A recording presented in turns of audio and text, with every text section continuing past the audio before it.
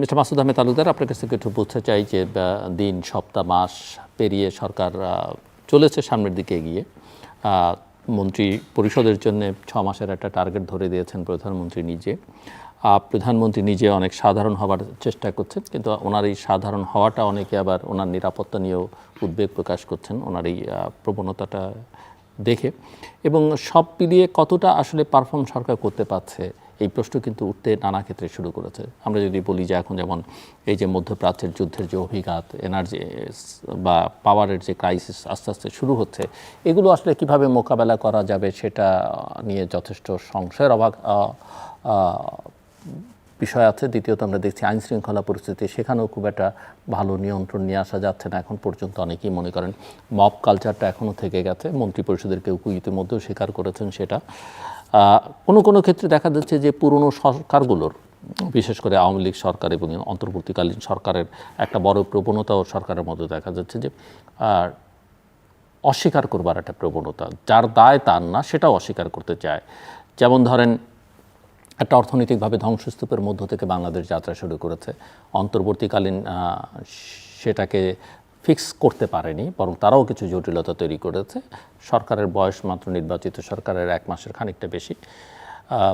যুদ্ধের কারণে energy crisis, fuel crisis, oil crisis এগুলো দেখা যাচ্ছে, কিন্তু সেখানেও সরকার বলছে না সব ঠিকঠাক আছে। এই দায় এটা অস্বীকার করবার যে আমার মজুদ নেই, এই সংকট আমাদের সবাই মিলে মোকাবেলা করতে হবে, আমরা সরকার ফিক্স করবার চেষ্টা করছি, সেটা না বলে সরকারের কেউ বলছেন যে আমরা প্যানিক ছড়াতে চাই না। কিন্তু বাস্তবতা যদি আপনি না বলেন এবং মানুষ যখন সংকটটা ফেস করবে তখন আপনি আসলে কীভাবে মোকাবেলা করবেন? সব মিলিয়ে আসলে সূচনাটা কেমন হলো আমি আপনার কাছ থেকে বুঝতে চাইছি। নট নেসেসারি যে আমি যা বলছি আপনাকে সেটাই অ্যাড্রেস করতে হবে। জি, আপনাকে ধন্যবাদ জনাব গোলাম মাওলা রনি এবং আমাদের বক্তব্য যারা শুনছেন। দেখুন, একটা সরকার নির্বাচনে জয়ী হয়ে সরকার গঠন করলেন 17ই ফেব্রুয়ারি। 1 মাস 7 দিন 8 দিন হলো এই সরকারের বয়স। আপনি দেখেন অনেক উল্লেখযোগ্য সিদ্ধান্ত এই সরকার ইতিমধ্যে গ্রহণ করেছে এবং সেটা বাস্তবায়নের উদ্যোগ গ্রহণ করেছে, এবং অনেকটা উল্লেখযোগ্য অগ্রগতিও ইতিমধ্যে পরিলক্ষিত হচ্ছে। অর্থাৎ একটা সিদ্ধান্ত গ্রহণ করা এবং সেটাকে বাস্তবায়ন করা একটা সময় সাপেক্ষ ব্যাপার, কিন্তু ইনিশিয়েট করতে গিয়ে যে সূচনাটা মানুষের কাছে ধরা পড়ছে, আপনি দেখবেন আমাদের সুশীল সমাজ বা আমাদের বিশেষজ্ঞ সমাজ যারা, তারা কিন্তু প্রশংসাসূচক বক্তব্য দিচ্ছেন। এবং আমি লক্ষ্য করেছি এটাও যে এই প্রশংসার কথা শোনার পর সরকার উদাসীন হচ্ছেন কি না, সেটাও আমি ব্যক্তিগতভাবে আমার যতটুকু যোগ্যতা তা দিয়ে আমি বোঝার চেষ্টা করছি। আমার কাছে মনে হচ্ছে সরকার অনেক সমস্যাকে আইডেন্টিফাই করেছে, যেটা অনেক আগের থেকে আইডেন্টিফাইড, এবং সেই জিনিসগুলো চিহ্নিত করার পরে তাকে একটা ধারাবাহিকভাবে কোনটার আগে কোনটা অগ্রাধিকার পাবে সেই অনুসারে সরকার তার কার্যক্রম চালিয়ে যাচ্ছে। এখন হঠাৎ করে কিছু ক্রাইসিস বিশ্বব্যাপী যখন তৈরি হয়ে গেল, বাংলাদেশ তো আর গ্লোব থেকে ভিন্ন কোনো দেশ না, তার কিছু প্রভাব বাংলাদেশের উপরে পড়বে এবং পড়ছে, এটাই স্বাভাবিক। কিন্তু আপনি দেখেন, যেমন ফুয়েল ক্রাইসিসের যে কথাটা আপনি বললেন, আমি এ যাবৎকালে আজকে পর্যন্ত যেটা দেখি, আমি ফুয়েল আমার গাড়িতে ফুল করেছি এবং আমি দেখেছি যে আসলে ওরকম কিছু নেই। মানুষ অনেকেই এই লাইন কিসের, কিংবা ঢাকায় যে গাড়ির সংখ্যা কমে গেছে এবং কিংবা কোথাও দেয়া হচ্ছে না, কোনো পাম্প বন্ধ, কোনো পাম্পে আপনার চাহিদা মতো দিচ্ছে না, একটা রেশনিং এর মতো করছে। দেখুন, আমি আপনাকে খুব খোলামেলা বলি, এখন সময়টা ঈদের, লম্বা একটা ছুটি। আপনি জানেন যে কিন্তু সরকারকে অভিযুক্ত করছে না, আমি অভিযুক্ত কথা বলছি না, বা আপনি অভিযোগ করার পরে আমি উত্তর দিয়ে সরকারকে একদম আমি তুলসী পাতা বানাবার চেষ্টাও করছি না। আমি বাস্তবতা যতটুকু আমার অনুধাবন সেটা আমি প্রকাশ করছি। তাহলে আপনি দেখেন, এই যে 2 দিন ওয়ার্কিং ছিল 24-25, তার মানে আপনি একটা না দেখেন, আপনি 28 তারিখ পর্যন্ত ছুটি। এই লম্বা সময় আমাদের মধ্যে একটা প্রবণতা আছে, এত লম্বা সময় ঢাকা শহরে কেউ থাকতে চায় না, ঢাকার বাইরে যেতে চায়, এবং যারা চলে যায়, আপনাকে আমি কিভাবে বুঝাবো, আমি দেখেছি যে কোর্ট থেকে বাসা পর্যন্ত ধানমন্ডিতে আসতে কোনোভাবেই আসার সময় 1 ঘন্টার কমে হয় না, কিন্তু আপনি শুনলে আশ্চর্য হবেন আজকে 12 মিনিটে এসেছি। এই গাড়ির কমতিটার কারণটা কি? গাড়ির কমতিটার কারণ হলো যে ট্রান্সপোর্ট বা ভেহিকুলার যেগুলো ঢাকা শহরে মুভমেন্ট করে রেগুলারলি, তার একটা উল্লেখযোগ্য অংশ যে ঢাকার বাইরে চলে গেছে, তারা এখনও ফিরে নেই। দ্বিতীয় কথা, লাইনটা কেন? এই লাইনটার হলো যে মানুষ মনে করতেছে আমাদের দেশের সবচেয়ে বড় সমস্যাটা হলো, সমস্যা না থাকলেও মানুষ অনুমান করে, মানুষ অনুমান করতে এত পছন্দ করে যে হয়তো আজকে না থাকলেও কালকে একটা সমস্যা হয়ে যেতে পারে। এবং সেখানেই দেখবেন এই যে ব্যক্তিকেন্দ্রিক হিসাব বা চিন্তাভাবনা আমাদের মানুষদের, তারা মনে করছে যে ঠিক আছে আজকে না হোক। আপনি দেখুন, প্রথম আমি দেখেছি যে ইন্টারকন্টিনেন্টালের উল্টো দিকে একটা পেট্রোল পাম্প আছে, সেই পেট্রোল পাম্প থেকে তেল নেওয়ার জন্য সায়েন্স ল্যাবরেটরি পর্যন্ত গাড়ি লাইন ছিল। তাহলে সায়েন্স ল্যাবরেটরি পর্যন্ত গাড়ির লাইন থাকা মানে হলো এই যে এখন অনেকেরই প্রশ্ন ছিল, আমি নিজেও ভাবছি যে আজকে না হয় তারা গাড়ি ভর্তি করে তেল নিলেন, তাহলে তেলের যদি ক্রাইসিস হয় তাহলে এটা কি আজকের ট্যাঙ্কি ফুল করে তেল নেওয়ার পরে এই তেল দিয়ে কি বাকি সারাটা জীবন যতদিন তেলের ক্রাইসিস থাকবে তারা সমস্ত সময়ের জন্য কি তারা গাড়ি ভর্তি করে নিয়ে যেতে পারবে এবং ওই সময়টায় তারা সাপোর্ট করতে পারবে? তা না।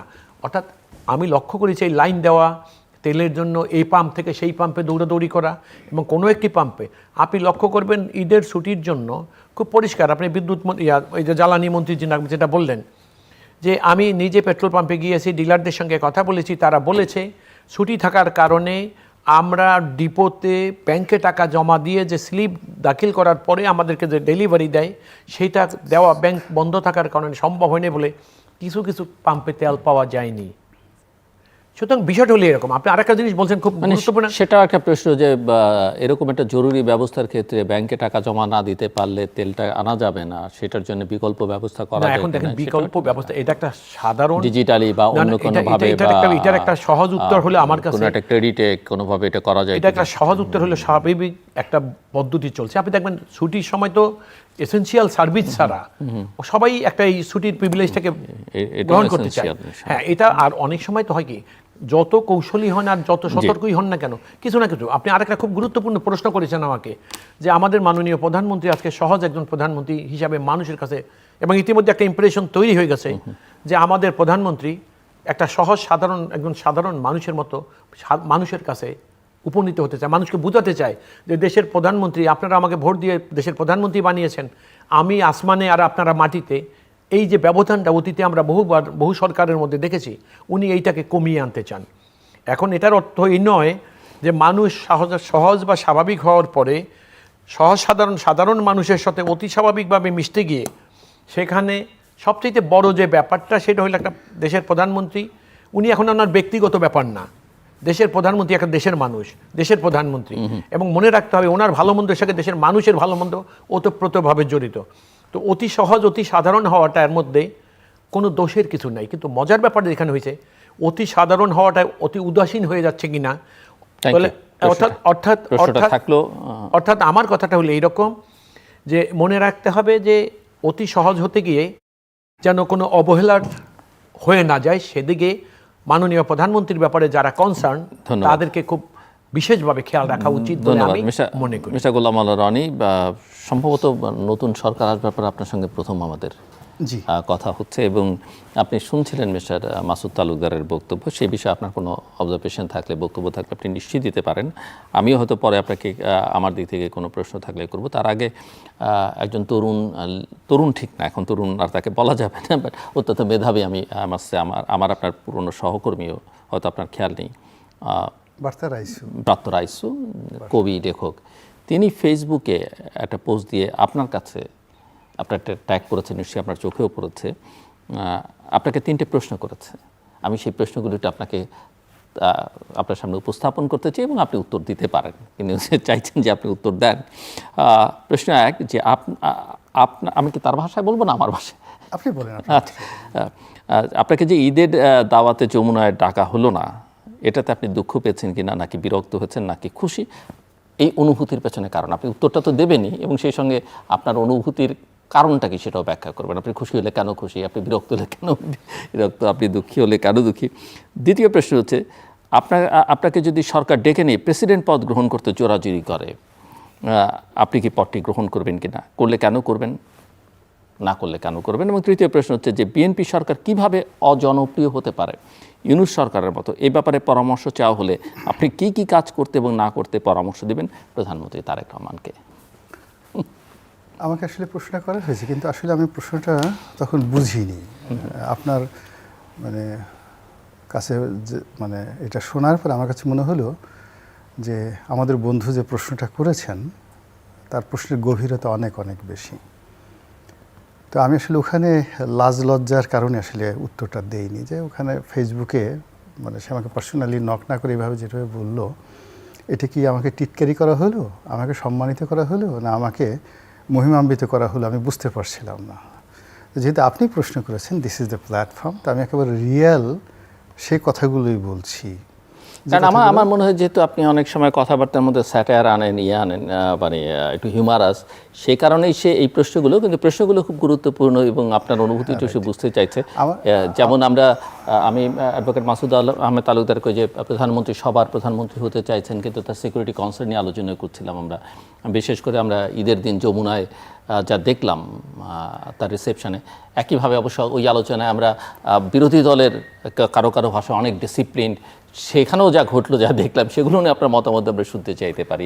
প্রস এন্ড কনস আমি সুন্দর করে বলি যে আমার মতো অন্যান্য যারা আছে, কিন্তু আমি চাই যে যেহেতু আমি প্রশ্নটা তুললাম, এটা সবাই জানে, রাইসুর এই প্রশ্ন যেহেতু আমি এখানে তুললাম, আপনি উত্তর না দিলে কিন্তু আবার আমার ক্রেডিবিলিটি, অনুষ্ঠানের ক্রেডিবিলিটি, আপনার ক্রেডিবিলিটি নিয়ে প্রশ্ন উঠবে। আমি সঙ্গতি কারণে দেব। আমি প্রথমত যে কথাটা বলতে চাই যে প্রধানমন্ত্রীর কার্যালয় বা যে কোনো গভর্নমেন্ট অফিস যখন কাউকে দাওয়াত দেন, তার একটা সোশ্যাল আইডেন্টিটি থাকে, একটা পরিচিতি থাকে। তো সেই দিক থেকে ওই যমুনাতে দাওয়াত পাওয়ার মতো আমার আসলে কোনো পরিচিতি নেই।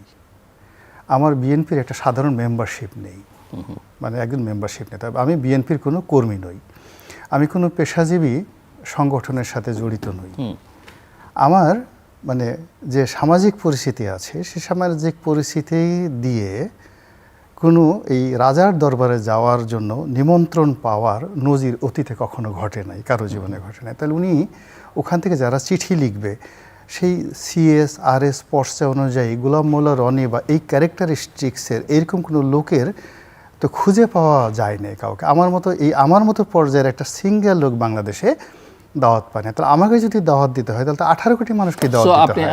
আপনি দুঃখ পেয়েছেন না বিরক্ত হয়েছেন? না, আমার এটা খুশি, এটা আমার এটা খুশিও দুঃখ কোনো অনুভূতি নাই, কোনটা অনুভূতিহীন। কাজে আপনার অনুভূতির পেছনের কারণ প্রাপ্ত জানতে চাইছেন সেটা। এখন আমাকে যদি, আমার নাম গোলাম মোল্লা রনি, এখন যদি কেউ আমাকে গণেশ বলে ডাকে রাস্তায়, আমি তো সেদিকে ফিরে তাকাবো না। আমাকে যদি বলে এই গদাই, এই গণেশ, এই মামু শুনো, অনেক আছে না, বা কেউ যদি বলে এই চড়াই পাখি, তা আমি তো চড়াই পাখি নই। তা আমাকে তো আমার নামে যে ডাকবে, তখন ওই ভবনে যারা দাওয়াতে গেছেন, যারা যারা কার্ড পেয়েছেন, তাদের সবারই একটা পরিস্থিতি আছে। আমার সেই পরিস্থিতিটা না, এটার আর একটু ব্যাখ্যা আছে। একটা হলো পরিস্থিতি, মানে সামাজিক পরিস্থিতি, নামের কারণে অবস্থান করে। 3 নম্বর হলো যে কারোর সাথে পার্সোনাল রিলেশনশিপ। আমার সঙ্গে মাননীয় প্রধানমন্ত্রী জনাব তারেক রহমান সাহেবের সঙ্গে জীবনে কোনো দিন ফেস টু ফেস দেখা হয়নি। তো ওনার সঙ্গে আমার কখনো দেখা হয়নি, never ever in life.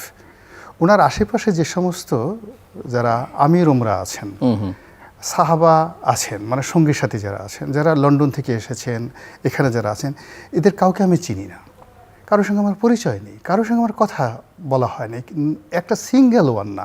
Press wings বলেন, অন্য জায়গাতে আছেন। দেখুন, মানে এরকম আমাকে কে দাওয়াত দিবে?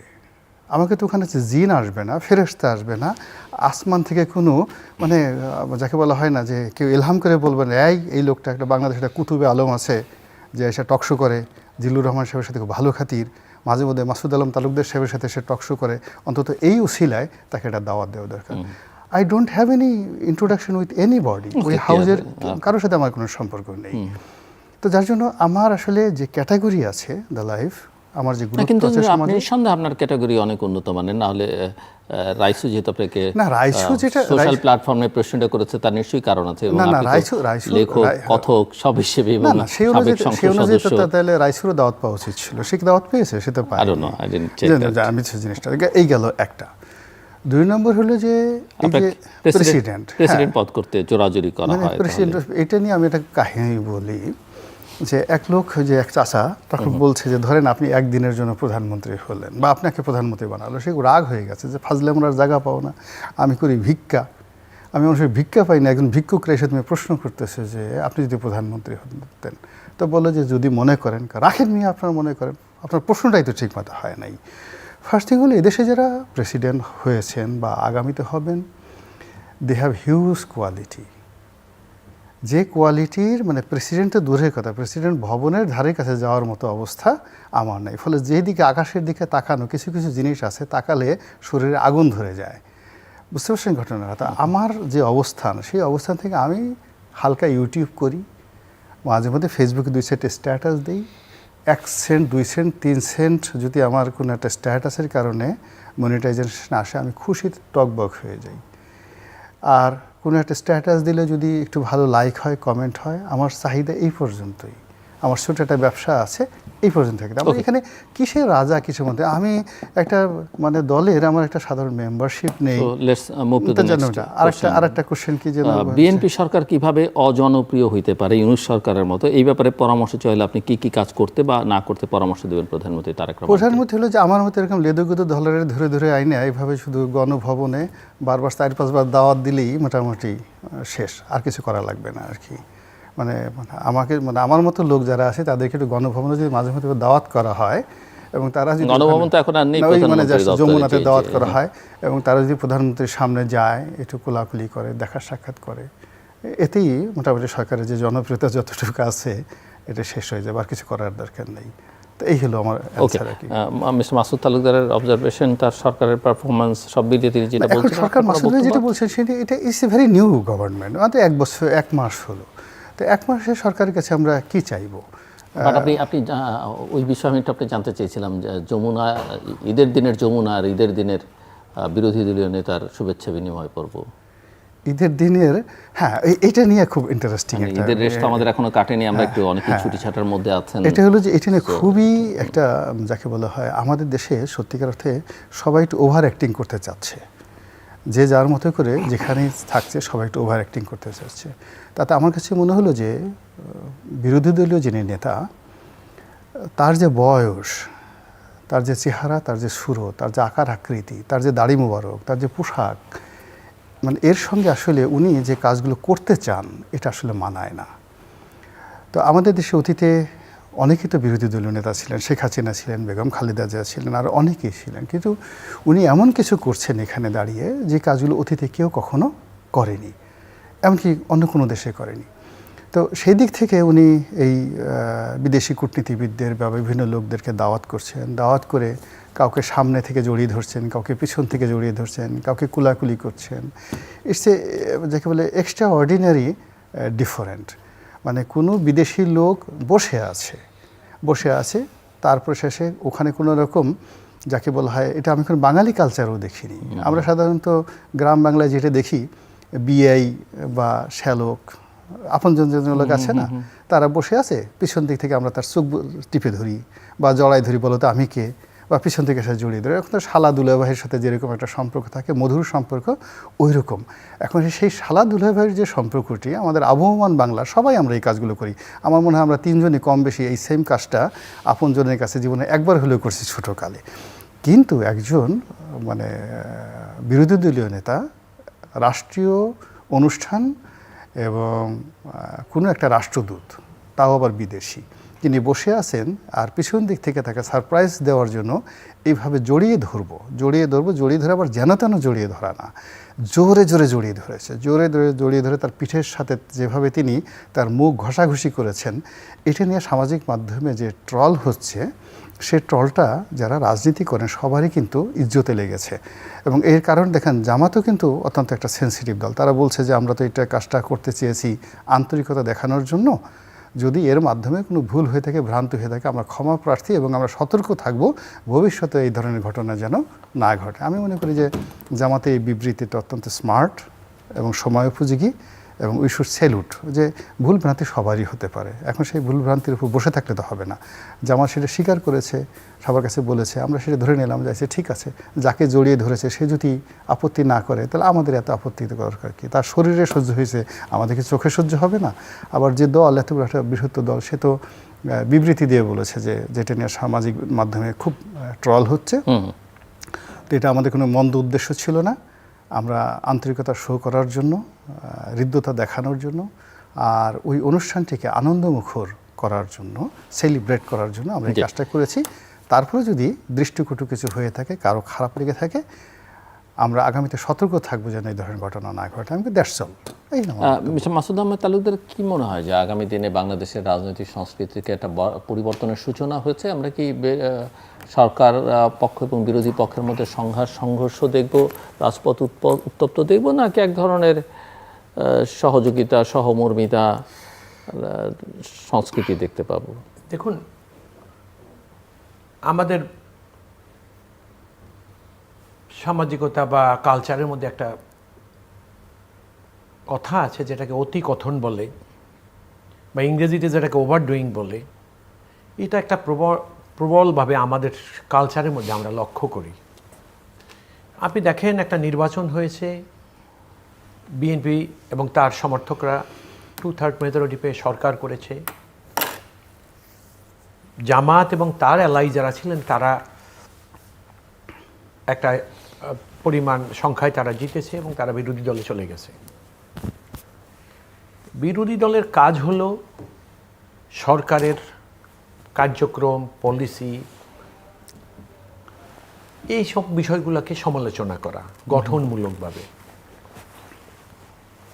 কিন্তু মজার ব্যাপার হলো, আমার কাছে যেটা মনে হলো যে এই 37-38 দিন সরকারের বয়সকালের মধ্যে এই যাবৎকালে সরকারের বিরুদ্ধে যে সমস্ত বক্তব্যগুলো বিরোধী দল এবং বিরোধী দল সমর্থিত লোকরা দিয়ে যাচ্ছে, তার বেশিরভাগটাই হলো অনুমান ভিত্তিক। আপনি দেখেন, জুলাই সনদ নিয়ে একটা পার্লামেন্টারি কমিটির একটা মিটিং হয়েছে, আপনি লক্ষ্য করেছেন বোধহয়।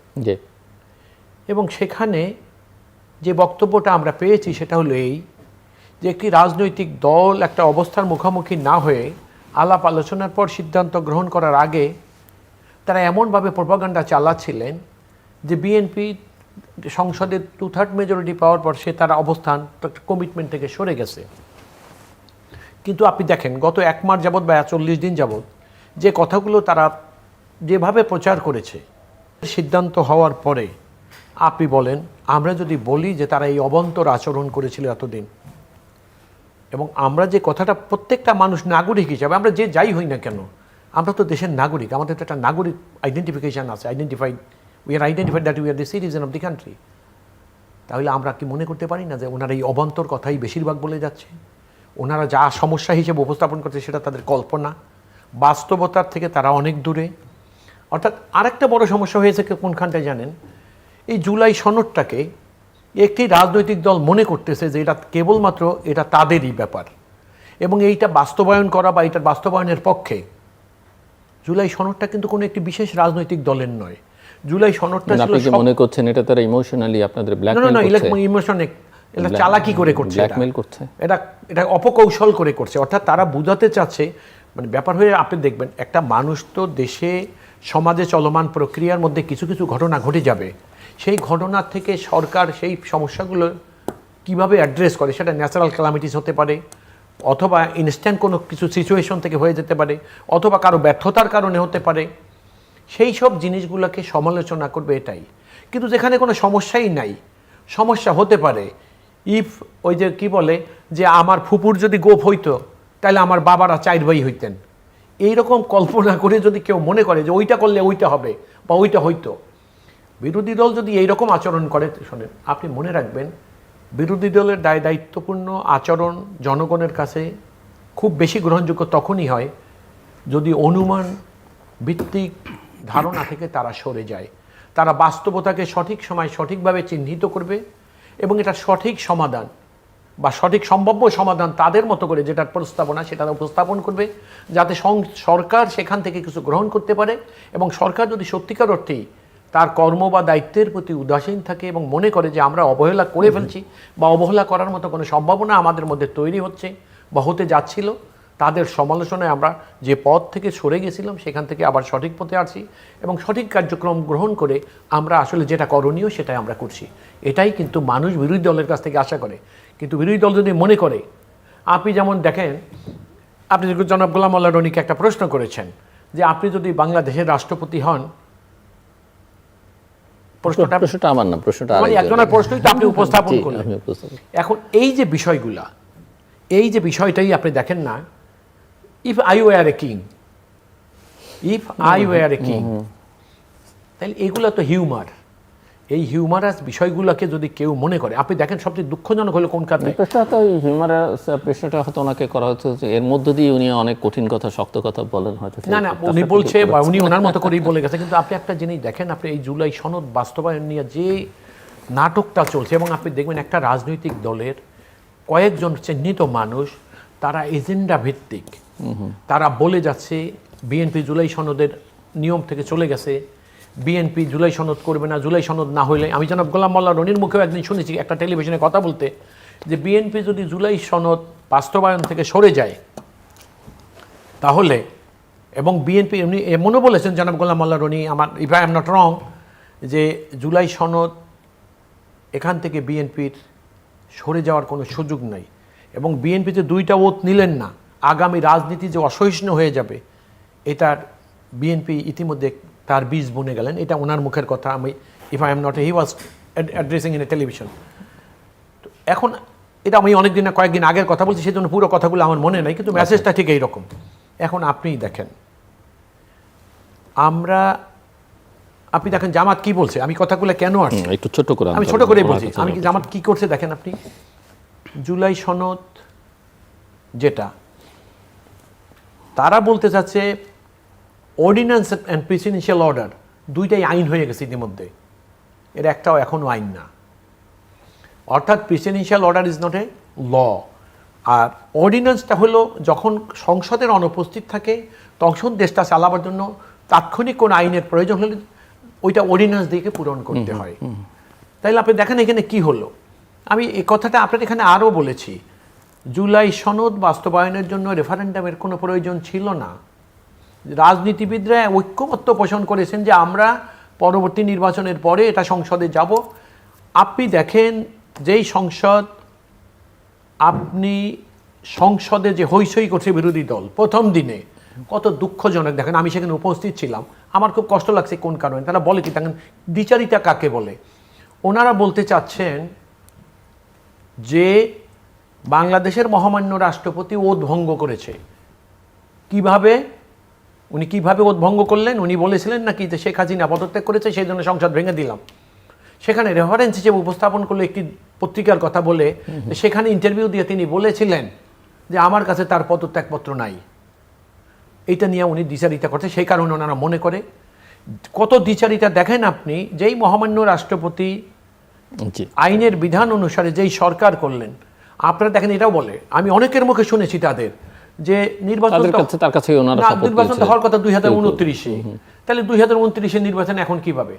রাষ্ট্রপতি সংসদ ভেঙে দিয়েছেন, রাষ্ট্রপতি সংসদ ভেঙে দিয়েছেন। একটা ইলেকশন হয়েছে আর্টিকেল 123-তে অফ দি কনস্টিটিউশন, 148-এ আপনি ওত পড়লেন, সেইখানে আপনি দ্বিতীয় ওত পড়ার সুযোগ আপনি কোথায় পাইলেন? থ্যাংক ইউ, আমি আসছি আপনার কাছে। তাইলে আমার লাস্ট কথাটা ছিল এরকম।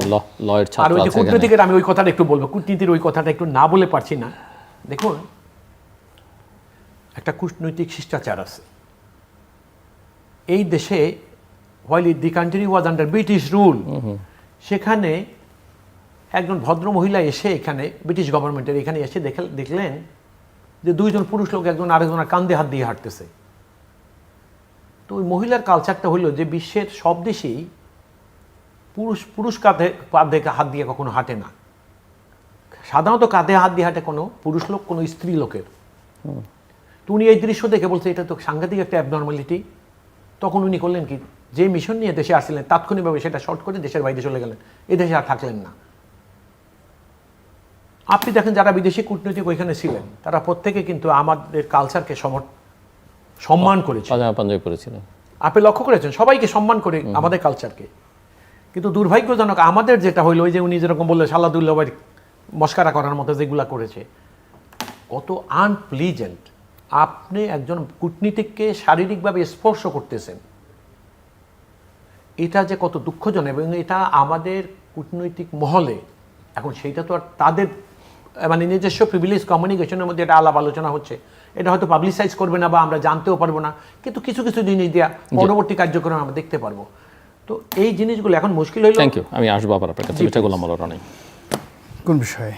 আপনি শুনছিলেন ওনার কথা এবং ওনাকে যেগুলো আমি প্রশ্ন করেছিলাম তার প্রেক্ষিতে সবই তো জুলাই সনদ, সংবিধান সংস্কার পরিষদ, রাষ্ট্রপতির ভূমিকা। আপনি রাষ্ট্রপতি হলেন, এখন যিনি রাষ্ট্রপতি আছেন, তার বক্তব্যগুলো আমি শুনছিলাম, সবগুলো এখানে দ্বিমত করার মতো কিছুই নেই। শুধুমাত্র আমার বক্তব্যের তাহলে কি আমি অন্য প্রসঙ্গে যাব? মানে না, আমার ব্যাপারে সে যে বক্তব্যগুলো দিয়েছে সেই ব্যাপারটা যেহেতু তার মনে নেই, আমি এটা স্মরণ করাই দিই। প্রথম বিষয় হলো যে আমি যখন সংস্কার কমিশনের বৈঠকগুলো হচ্ছিল, সব টকশোতে গিয়েছি, আমার নিজস্ব পডকাস্টে আমি যে কথাগুলো বলেছি যে বিএনপি বিপুল ভোটে জয়লাভ করবে। জয়লাভ করার পর এই যে এখন যা কিছু হচ্ছে এর একটাও মানবে না, মানার কোনো প্রয়োজন মনে হবে না। ফলে এই যে যা কিছু সময় ক্ষেপণ হচ্ছে বোগাসবো, এখানে যত টাকা ব্যয় হচ্ছে সেই ব্যয়গুলো আলটিমেটলি অপচয়ের, একটাও বিএনপি মান্য করবে না। এখন অবস্থার প্রেক্ষাপটে বিএনপি শুধুমাত্র ধৈর্য ধারণ করছে যে আগে বিয়েটা হোক, তারপরে দেখা যাবে। এই ছিল আমার জুলাই সনদ, তারপর শেষে সংস্কার কমিশন সম্পর্কে বিএনপির মনোভাব। দ্বিতীয় আরেকটা কথা খুব বলেছিলাম যে এখন খুব ভাবসাব দেখাচ্ছে যমুনাতে ডক্টর মোহাম্মদ ইউনূস, সবাই তার কাছে যাচ্ছে, কিন্তু যেদিন তারেক রহমান সাহেব বাংলাদেশে আসবেন সেই দিন তার গৃহকে কেন্দ্র করেই বাংলাদেশে মেলা বসবে। একজন মানুষও ডক্টর মোহাম্মদ ইউনূসের কাছে যাবেন না। উনি যেভাবেই আসেন না কেন সমস্ত অ্যাটেনশন তারেক রহমান সাহেবের দিকেই দেশবাসীর থাকবে। দ্যাট ওয়াজ মাই টক। আর লাস্টে যেটা মানে তারেক রহমান সাহেব প্রধানমন্ত্রী হওয়ার পর যে কথাটা আমি বলেছি, এটা হলো একটা যাকে বলা হয় প্রাকৃতিক কথা। রাজা কখনো মিথ্যা বলেন না, রাজা কখনো মানে প্রজার মতো চলেন না, এবং রাজার জীবনের বিনিময় হলো তার কমিটমেন্ট রক্ষা করতে হয়। তা আমি ডক্টর মোহাম্মদ ইউনূসের সঙ্গে জনাব তারেক রহমান সাহেবের কী কথা হয়েছে লন্ডনে আমি জানি না, দুজনের কেউ বলেনি। আমি ওটার প্রেক্ষিতে বলেছি যে ওখানে যদি জনাব তারেক রহমান সাহেবের কোনো কমিটমেন্ট থাকে ডক্টর মোহাম্মদ ইউনূসের প্রতি, সেই কমিটমেন্টটা আল্লাহর ওয়াস্তে তাকে অক্ষরে অক্ষরে পালন করতে হবে। আর যদি তিনি এই কমিটমেন্টের একটা সিঙ্গেল জিনিস মান্য না করেন, পালন না করেন, ক্ষমতায় বসে তিনি যদি ভুলে যান, তাহলে যেটা হবে সেটা হলো তার সরকারের যে বরকত, এই বরকতটা প্রাকৃতিকভাবে নষ্ট হয়ে যাবে। এর কারণটা হলো ডক্টর মোহাম্মদ ইউনূস যত খারাপ হোক না কেন ওই বৈঠকে তারেক রহমান সাহেবকে তিনি বিশ্বাস করেছেন। বিশ্বাস করার পর তার যে প্ল্যান ছিল, প্ল্যান এ বাদ দিয়েছেন। তার সাথে কিংস পার্টি ছিল, তালাক দিয়েছেন। তার সঙ্গে জামাতের যে সম্পর্ক ছিল তাদেরকে আউট করে দিয়ে তার সমস্ত কিছু অল তালাকের প্রশ্ন যখন বললেন তখন ওটাকে সেপারেশন বা পরকীয়া বলতে হবে। অলরাইট, উনি সব কিছু বিএনপির দিকে মোতওয়াজ্জহ করেছেন এবং সারা বাংলাদেশে কেউ বিশ্বাস করেননি যে ফেব্রুয়ারি মাসে নির্বাচন হবে। এবং নির্বাচন হওয়ার পরেও ডক্টর মোহাম্মদ ইউনূস ক্ষমতা হস্তান্তর করবে কেউ বিশ্বাস করেননি, কিন্তু তিনি তারেক রহমান সাহেবকে বিশ্বাস করে এই কাজগুলো করেছেন। ফলে তারেক রহমান সাহেবকে এই বিশ্বাসের মর্যাদাটা রাখতে হবে। যদি না রাখে তাহলে তার প্রতি যে খোদাই, মানে ক্ষমতা তো আল্লাহ দেয়, ক্ষমতা আল্লাহ দেয়, এবং তিনি যেভাবে অলৌকিকভাবে 25 তারিখে এলেন, যেভাবে সংবর্ধিত হলেন, যেভাবে ইলেকশন হলো, মানে প্রত্যেকটা জিনিস যদি আপনি ডট মিলান, মনে হলো যে স্বয়ং আল্লাহ এক একটা জিনিস হুকুম করেছেন আর একটার পর একটা ঘটনা ঘটেছে। তো এই যে একটা অলৌকিক অপার্থিব রহমত এবং বরকত ওনার উপর কাজ করেছে। ফলে তাকে মানে আমরা যদি বলি যে বিএনপির কোনো একটা লোক ক্লেম করতে পারবে না যে আমি আন্দোলন করে, আমরা আন্দোলন করে, লড়াই সংগ্রাম করে আজকে তারেক রহমান সাহেব ক্ষমতায় বসিয়েছি। এখানে আল্লাহর একটা রহমত বরকত কাজ করেছে। ফলে সেই বরকতের জায়গাটিতে যেন উনি সঠিক থাকেন, এই কথাটা আমি জাস্ট একটা টক শোতে বলেছি, দ্যাটস অল। এর বাইরে মানে আমার কোনো ব্যক্তিগতভাবে কোনো কথা বলিনি। আর আপনি যেটা বললেন, আর একটা যেটা বললেন, কি যেন বললেন আর একটা, না, এটাই তো জুলাই সনদের হ্যাঁ, প্রশ্ন। জুলাই সনদ। এখন সংবিধান সংস্কার পরিষদের প্রশ্ন, যেটাই। রাষ্ট্রপতির অধীনে বা এই রাষ্ট্রপতি থাকবে কি থাকবে না, তাকে মানা হবে কি মানা হবে না, সেই এখন প্রশ্ন। মানে ওটা যদি ধরেন আপনি এখন ডক্টর মোহাম্মদ ইউনূস ভার্সেস যেমন উনি বা প্রথম দিনের অধিবেশনের কথা উল্লেখ করেছেন, অনেকেরই কষ্ট লেগেছে, অনেকে ক্ষুব্ধ যে অধিবেশনের দিন যখন জাতীয় সঙ্গীত বাজছিল তখন জামাত ইসলামী এবং এনসিপির সংসদ সদস্যরা সেখানে দাঁড়িয়ে শ্রদ্ধা জানাননি। হাসনাত আব্দুল্লাহ তো দাঁড়িয়েছেন এবং তিনি সবাইকে, মানে হাসনাত আব্দুল্লাহর হুকুমেই তো জামাতের লোকজন তাদের শেষের দিকে, তার আগে যখন না একটা ব্যাপার চিন্তা করুন, জামাত তো এখানে তাদের ইমানি দায়িত্ব পালন করেছেন। জামাত কখনই কোনো গানকে জাতীয় সঙ্গীত হিসাবে মান্য করেননি। তারা মনে করেন না যে, হ্যাঁ, কিন্তু জীবন প্রথমবারের মতো শহীদ মিনারে যখন গেছেন রাষ্ট্রাচার পালন করতে বিরোধী দলীয় নেতা হিসেবে, তখন এটাকে অ্যাটলিস্ট রাষ্ট্রাচারের অংশ হিসেবে তো তারা ভাবতে পারেন। আমরা তো অন্য দেশের জাতীয় সঙ্গীত হলো দাঁড়িয়ে যাই। এখন শুনি তারা চলে কোরআন অনুযায়ী, হাদিস অনুযায়ী, আল্লাহর হুকুম অনুযায়ী। তারা তো গোলাম মোল্লা রনি, জিল্লুর রহমান, মাসুদ তালুকদারের কথা মতো চলবে না। ইভেন তারা যা কিছু করে তারা বলতেছে যে কোরআন এবং সুন্নাতে গান গাওয়া হারাম, এবং সেই গান গাওয়ার সময় দাঁড়িয়ে থাকা হারাম। আবার সেই গান যদি কোনো হিন্দু রচনা করে, এটা তো আরও খারাপ। আবার হিন্দু যেন তেন হিন্দু না, ভারতীয় হিন্দু এবং সে দাঁড়িয়েও রাখে কিন্তু নামাজ পড়ে না। তো সেই হিন্দু যদি কবি নজরুল লিখতো, সেটা না হয় বিবেচনা করা যেত। তো ওই মহান জাতীয় সংসদে গিয়ে কবি নজরুল আবার কীর্তনও আরও অনেক কিছু করছে। যাই হোক, এখন তারা যে বিশ্বাসগুলো করে বা যে প্রচারগুলো করে, ওই প্রচারের উপর তারা ওই সংসদের মধ্যে স্থির ছিল।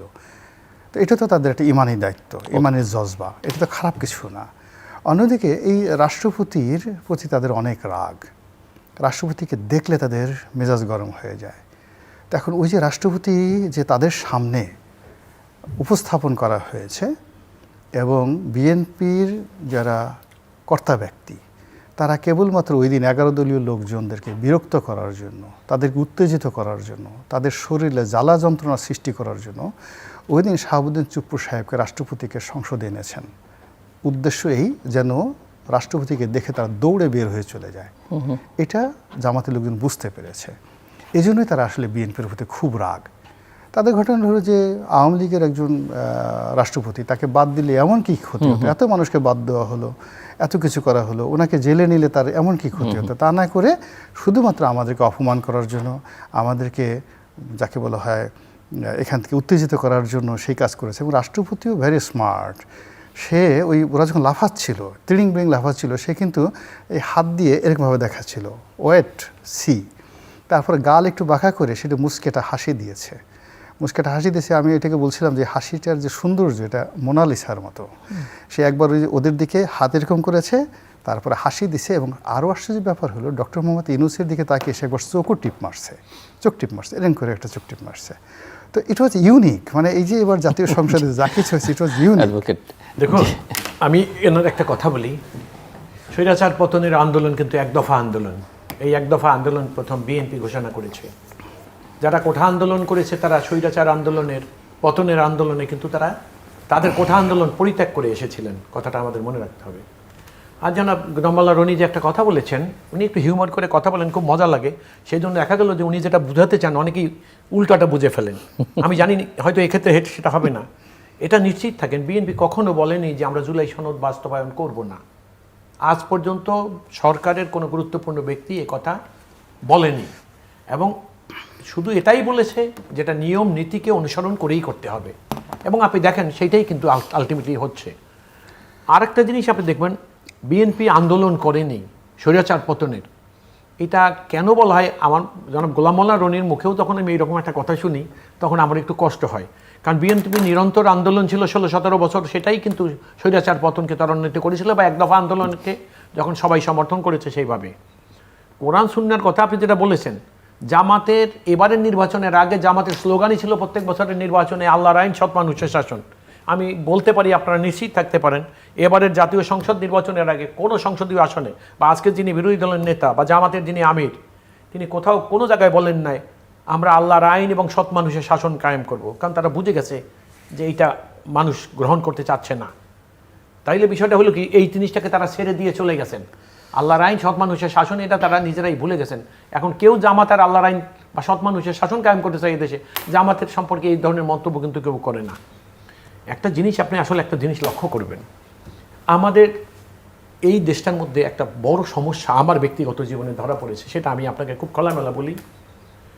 একটা সুশীল সমাজ যারা স্থায়ীভাবে এই দেশের রাজনীতিবিদদের শত্রু, তাদের একটা ধারণা এই যে রাজনীতিবিদরা মূর্খ, লেখাপড়া জানে না, এদেশে যা কিছু জানে সব সুশীলরা জানে। এবং আপনি লক্ষ্য করবেন সেটা তো এই সুশীলদের কিন্তু আবার চরিত্র হল তারা কিন্তু অরাজনৈতিক থাকতে চায়। এবং এই অরাজনৈতিক ব্যক্তিরা কি করেছে জানেন আপনি, তারা সব সময় 1/11 সময় রাষ্ট্র ক্ষমতা, এই যে 1/11 যে কুশীলভ আপনি লক্ষ্য করেছেন ধরা পড়েছে জেনারেল মাসুদ, তার সম্পর্কে আমার দুই একটা কথা না বললে হয় না। জেনারেল মাসুদের একটা মিশন ছিল। জেনারেল মাসুদ ম্যাডামকে গ্রেফতার করলেন।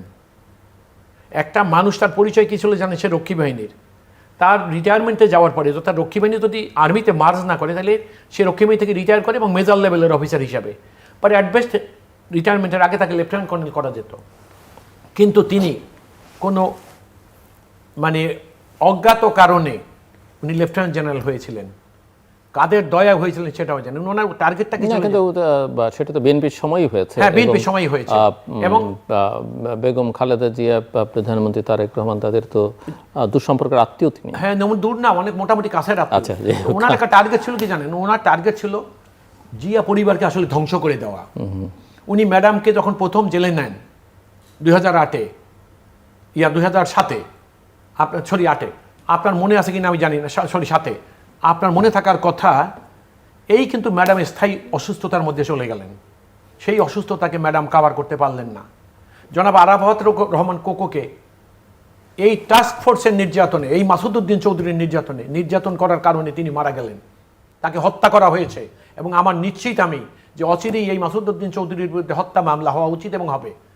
উনি জনাব তারেক রহমানকে, I was his lawyer, remand শুনানি আমি করেছি আদালতে, ওনাকে নিয়ে গেলেন এবং আমি কোর্টকে দৃষ্টি আকর্ষণ করে বলেছিলাম যে ইউর অনার, জনাব তারেক রহমানকে রিমান্ডে দিচ্ছেন আপনি। এই রিমান্ড শেষ হওয়ার পর যখন আদালতে তাকে উপস্থাপন করে আজকে এইভাবে দেওয়া হয়েছে কিনা আপনাকে সেটাকে নিশ্চিত করতে হবে। কিন্তু দুঃখের বিষয় ছিল এইটা যে উনি তারেক রহমানকে যখন রিমান্ড থেকে ফেরত আনে তখন তারেক রহমান আর নিজের পায়ে আসে নাই, আজকের মাননীয় প্রধানমন্ত্রী স্ট্রেচারে শুয়ে আসছিলেন। এই মাসুদউদ্দিন চৌধুরীর টার্গেট ছিল কি জানেন, ম্যাডাম খালেদা জিয়াকে জেলে নিয়ে পঙ্গু করে দেওয়া। ওনার টার্গেট ছিল ম্যাডাম খালেদা জিয়ার 2 সন্তানকে মেরে ফেলা। ওনার রাজনীতিতে অন্য এজেন্ডা ছিল, যেটা ওই তথাকথিত সুশীল সমাজ অরাজনৈতিকভাবে তারা যেটা মনে করছিল যে সুশীল সমাজের একটা সুশীল সরকার হবে।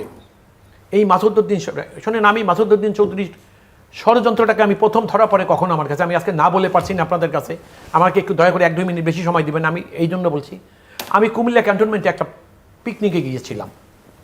I was invited by barrister Mainul Hossain. সেই পিকনিকের শেষে দেখা গেল 4টার সময়, তখন এই জেনারেল মাসুদউদ্দিন চৌধুরী, তিনি হলেন কুমিল্লা ক্যান্টনমেন্টের জিওসি, তারা করলেন কি বার্ডের উদ্যোদার মিটিং করলেন। আমি 6:30 বাজতেছে তখন দরজা খোলেন। কোন সময়? এই 1/11-এর আগে, অর্থাৎ 2005 সনের কাহিনী বলছি আমি আপনাকে। আমি তখন ঢাকা ইউনিভার্সিটির সিনেট মেম্বার, আমাকে সেই অনুসারে দাওয়াত দিল। আমার সেদিন সন্দেহ হলো, আমি এসে ম্যাডামকে বললাম যে ম্যাডাম, ব্যারিস্টার মাইনুল হোসেন এবং মাসুদউদ্দিন চৌধুরী তারা রুদ্ধদ্বার বৈঠক করে যেতে পারে আওয়ার্স টুগেদার। আমার সন্দেহ হয়েছে যে তারা কোনো ষড়যন্ত্র করছে। The way I talk with madam and what happened you know, আমি আমার বন্ধু মিত সানাউল্লাহ 2 জন ম্যাডামের কাছে গণভবনে তখন ইফতারির একটা অনুষ্ঠানে গিয়ে বললাম যে ম্যাডাম, গভর্নমেন্ট তো সিসিট করে যাচ্ছে, আপনি দয়া করে একটা কাজ করেন, ব্যারিস্টার মাইনুলের নাম অ্যাডভাইজার হিসেবে আপনি উপস্থাপন করেন ম্যাডাম নেক্সট কেয়ারটেকারে। ম্যাডাম এগ্রি করলেন আমাদের সঙ্গে। আমরা ব্যারিস্টার মাইনুল হোসেনকে পাইলাম ওই ইফতারির প্রোগ্রামে। বললাম স্যার, আপনার ক্ষেত্রে আমরা 2 জনে প্রস্তাব করছি। উনি আমাদেরকে জোর করে ম্যাডামের কাছে পাঠাইলেন এবং নিশ্চিত হইলেন যে আমরা ম্যাডামকে বলবো না ম্যাডাম, আমরা যে বলছিলাম ওনার নাম দেওয়ার জন্য সেটা আপনি দিয়েন না। সেইটা ম্যাডামকে বলতে আমরা বাধ্য হয়েছিলাম সেই দিনই কিন্তু। এবং আপনি জানেন সেই দিনই কিন্তু এই ষড়যন্ত্রের বীজ ওখানে বোনা হয়েছিল। এবং আপনি জানেন এই 1/11-এর সময় এই মাসুদউদ্দিন চৌধুরী, তো মাসুদউদ্দিন চৌধুরীর মেসেজটা ছিল কি দেখেন, আর একটা দুঃখজনক কথা আপনাকে আমি না বলে পারছি, আমি শেষ করে দিচ্ছি। তো তার টার্গেট ছিল ম্যাডামকে পঙ্গু করে দেওয়া এবং সেই ম্যাডাম কিন্তু চিরস্থায়ী পঙ্গু হয়ে গেছিলেন মৃত্যু পর্যন্ত, এবং সেটার জন্য যিনি দায়ী এই মাসুদ উদ্দিন চৌধুরী। তিনি আরাফাত রহমান কোকোকে হত্যা করেছেন, তিনি আজকের মাননীয় প্রধানমন্ত্রীকে হত্যা করার চেষ্টা করেছেন তার ইচ্ছার বিরুদ্ধে। ওই যে বলেন না আওয়ামী লীগ স্বৈরাচার, যেই আওয়ামী লীগের রাষ্ট্রদূত হয়ে অস্ট্রেলিয়া গেলেন এবং 3 বার তাকে বর্ধিত করা হলো, তিনি ওই যে বললেন তার তথাকথিত মুসলিম, এবং উনি কিন্তু তখন তথাকথিত টাস্ক ফোর্সের উনি কিন্তু হেড ছিলেন। উনি যেটা করেছেন এই তারেক রহমান সাহেবের বিরুদ্ধে যে প্রোপাগান্ডা আওয়ামী লীগ গত 16-17 বছর, এইটার এই পয়েন্ট কিন্তু ও তৈরি করে দিয়ে গেছিলেন এই মাসুদ উদ্দিন চৌধুরী। এবং আমি আপনাকে বলি, এই মানুষটি যেটা করতে চেয়েছিলেন, বিএনপিকে নেতৃত্বহীন করতে চেয়েছিলেন, এবং ওনার কিন্তু একটা প্ল্যান ছিল, তার সেকেন্ড গেম ছিল এখানে, তার একটা টার্গেটেড লোক ছিল, আমি তার নাম এখন ইচ্ছা করে বলবো না। উনি চাচ্ছিলেন, এমন উনি একটা প্রস্তাবও দিয়েছিলেন ম্যাডামের কাছে এইভাবে যে অমুকের নাম, তাকে সিনিয়র ভাইস প্রেসিডেন্ট করা হোক। কিন্তু ম্যাডাম সেখানে আমার সামনে, এবং আমার বন্ধু আজকে যিনি এমপি নির্বাচিত হয়েছেন ব্যারিস্টার নওশাদ জামিল, আমাদের সামনে ম্যাডাম বলছে এইসব স্বপ্ন দেখা বাদ দাও, বাড়িতে গিয়ে ঘুমাও। আমার মনে আছে রাত 12:30 পৌনে 1টার সময় এই ঘটনা ম্যাডামের ক্যান্টনমেন্টে বুঝতে পারি ওই বাড়িতে। আমি আপনাকে যে বলি, তো এইরকম একটা শ্রেণী এই সমাজে আছে। এই সরকারকে দেখেন আপনি, একটা সরকার এত নিরন্তর চেষ্টা করে যাচ্ছে, কিন্তু তাদের একটা ধারণা আর কিছু না হলেও এ লেখাপড়া হবে না, হলে ভালো চাকরি পাবে না, চাকরি পাইলে বেতন পাবে না, বেতন পেলে সেই টাকা কোনো ভালো কাজে লাগবে না। অর্থাৎ একটা 30-35 দিনের একটা সরকার সম্পর্কে ধন্যবাদ আমাদের দেশের মানুষের একটা শ্রেণী। মিস্টার রনি, আপনার কাছে কি মনে হচ্ছে যে প্রধানমন্ত্রী খুবই ধীর এবং দৃঢ়ভাবে এগুচ্ছেন? এই যে জেনারেল মাসুদের আলোচনা থেকে প্রশ্নটা আমার মনে হলো আপনার জন্য করি, এবং আপনি সব মিলিয়েই করতে পারেন প্রসঙ্গ, এটাও আলোচনার মধ্যে রাখতে পারেন। আমার কাছে মনে হয় জেনারেল মাসুদের যে গ্রেপ্তারটা একটা স্মার্ট ডিসিশন, এটা দরকার ছিল, প্রকৃতিগতভাবেই দরকার ছিল। এর কারণ হলো মাসুদ সাহেব যেভাবে বিএনপির দ্বারা উপকৃত হয়েছেন আর প্রতিদান তিনি যেভাবে দিয়েছেন, এই দুনিয়াতে যদি এটার একটা দৃষ্টান্তমূলক বিচার না হয়, মানুষ অন্যায় করতে থাকবে। এই জন্য প্রকৃতভাবে দরকার ছিল। নাম্বার 1 হলো তারেক সাহেবের ওই সময়টাতে তার উপর যে জুলুম অত্যাচার করাগুলো হয়েছে, এই ছবিগুলো এখন খুব ভাইরাল। তাকে ফ্যানে টানিয়ে রাখা হয়েছে, তাকে দোতলা থেকে ফেলে দেওয়া হয়েছে, তাকে পিটিয়ে স্ট্রেচে শুয়ে দেওয়া ফেলা হয়েছে। এই জিনিসগুলো যত নেতাকর্মীরা দেখছেন, তাদের আসলে রক্তক্ষরণ হচ্ছে। এবং রাজনীতিতে বিশেষ করে সিংহাসনে কখনো দুর্বল মানুষদেরকে কেউ পছন্দ করে না। ফলে এখানে এই কাজগুলোর বিচার জনাব তারেক রহমান সাহেবকে করতে হবে, একবার খুব স্ট্রংলি করতে হবে। এবং বিচার যদি তিনি করতে না পারেন, তাহলে তার কাছের লোকগুলো তাকে ভয় পাবে না, আর তার আপন লোক যদি ভয় না পায়, তার প্রতিপক্ষও ভয় পাবে না। ফলে এখানে আসলে কোনো দয়া মায়া বা এখানে ওয়াজ নসিহতের বিষয় না। এখানে যে রাজনীতিতে এখানে তাকে যারা ক্ষতিগ্রস্ত করেছে, সেটা যেহেতু তিনি রাজনীতিতে আসছেন, তাকে এটা রাজনৈতিকভাবে সমাধান করতে হবে, বিচার করতে হবে। তো সেদিক থেকে আমার মনে হয় যে তার গ্রেপ্তার, তার বিচারের এই প্রক্রিয়াটা ঠিক আছে। কিন্তু ওই যে ম্যান পাওয়ারের জন্য তাকে গ্রেপ্তার হয়েছে, এগুলো না করে উনি যেভাবে বলেন ডাইরেক্ট সরাসরি হত্যা মামলা যা করছে ওইগুলোভাবে মামলা করে ওইভাবে তার বিচার করে ডাইরেক্টলি অ্যাকশন নেওয়া উচিত। এবং শুধু মাসুদ উদ্দিন চৌধুরী নয়, তার সঙ্গে বিএনপির অনেক লোক জড়িত ছিল, এরকম অন্ততপক্ষে কিছু লোকের দৃষ্টান্তমূলক শাস্তি দেওয়া দরকার। তাতে করে হলেও কি বিএনপির মধ্যে অন্তত বেইমান পয়দা হবে না।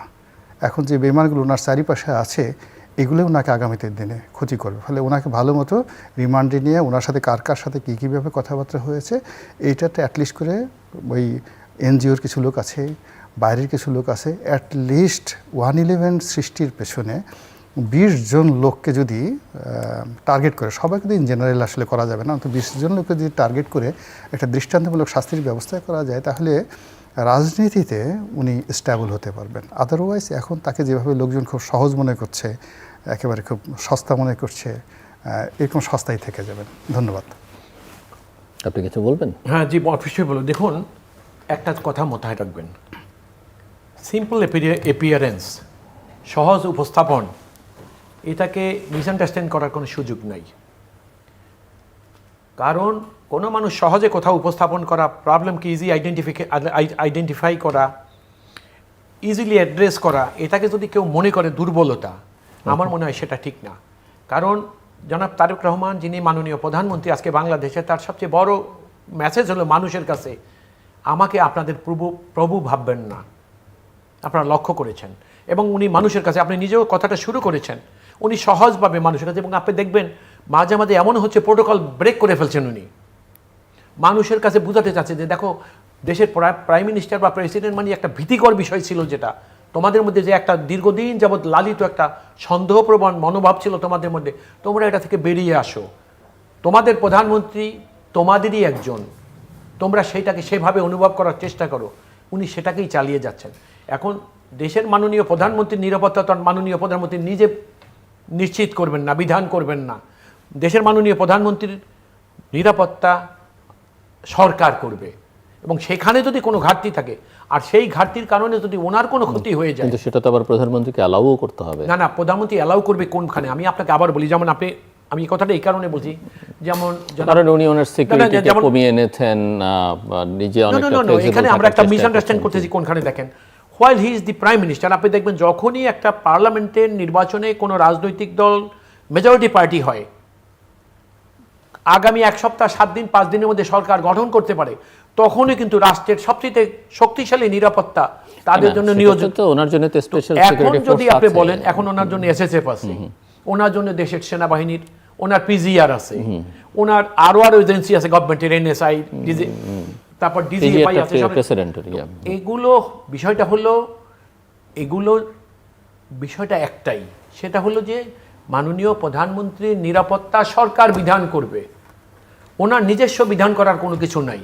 এবং আপনি দেখবেন যে অনেক সময় আমি এটাও লক্ষ্য করেছি, আমি মাননীয় প্রধানমন্ত্রী ম্যাডাম খালেদা জিয়ার খুব কাছাকাছি আমি দেখেছি যে অনেক সময় ম্যাডাম খালেদা জিয়ার একটা ইচ্ছা আছে, উনি ইচ্ছা করেও প্রোটোকলের কারণে, নিরাপত্তার কারণে, ওনার ইচ্ছা অনুসারে সীমাবদ্ধতা অতিক্রম করে তিনি বাইরে যেতে পারেননি, কারণ সেখানে অনেক কনসার্ন থাকার মধ্যে আমি আসছি, যেহেতু আপনি শেষ করতে চাইছেন, আপনি এই জায়গায় কোনো মন্তব্য করবেন? না, কোনো মন্তব্য নেই আপনার?